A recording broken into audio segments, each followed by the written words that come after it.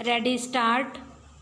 मान्यवर, इस विषय पर जो चर्चा आज इस सदन में चल रही है, मेरी दृष्टि में यह काफ़ी गंभीर और महत्वपूर्ण है, क्योंकि इसका संबंध सारे देश की जनता से है। जहाँ तक हमारे देश का सवाल है, उसका संबंध देश की 75% जनसंख्या है। अभी हमारे अनेक माननीय सदस्यों ने कहा है कि सरकार बाहर से इतना अनाज मंगाने पर जो धन खर्च कर रही है, उस धन को यदि हमारे देश के किसानों को देती तो हमारे देश के किसान अनाज का उत्पादन बढ़ाते और हमको विदेशों से अनाज का आयात नहीं करना पड़ता। इसलिए मैं चाहता हूँ कि अनाज के संबंध में हमारी एक साफ और बिल्कुल स्पष्ट नीति होनी चाहिए। किसान को क्या चाहिए वह हम उसे दें और किसान से क्या लेना है उसका मूल्य भी निर्धारित करें। इसके लिए हमें एक राष्ट्रीय मूल्य नीति का निर्धारण करना होगा।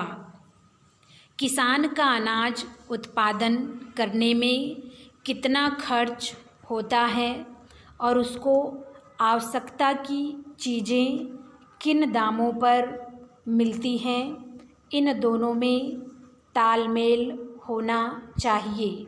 मैंने इस सदन में पहले भी कहा था कि खेती को नुकसान का नहीं बल्कि मुनाफे का धंधा बनाने पर ही देश में अनाज का उत्पादन तेज़ी से बढ़ेगा और खाद्यान्न की समस्या का कोई हल निकल सकेगा। सभापति महोदय, इस देश में जो सरकार की आमदनी होती है, अगर उसका अधिकतम भाग सरकारी कर्मचारियों के वेतन पर ही खर्च हो जाएगा तो इस तरह से तो देश में महंगाई में बढ़ोतरी होती चली जाएगी। इसलिए हमें इस स्थिति को रोकने के लिए कठोर कदम उठाने होंगे।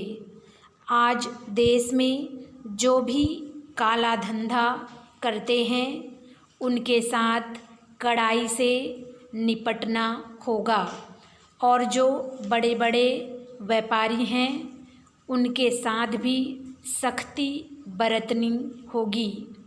सरकार की इस समय जो नीति है, उसकी जो विचारधारा है, उस पर हम सबको पुनः विचार करना होगा, जिससे देश की हालत सुधर सके।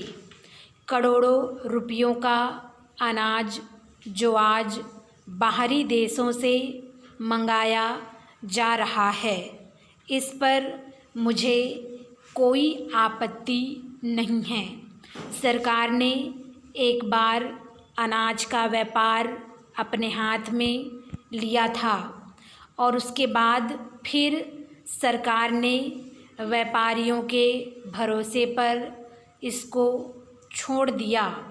व्यापारियों ने जनता और सरकार दोनों को धोखा दिया और इसका परिणाम यह हो रहा है कि खाद्यान्न की कीमतें बहुत ज़्यादा बढ़ गई है और वह आम जनता को आसानी से उपलब्ध नहीं है।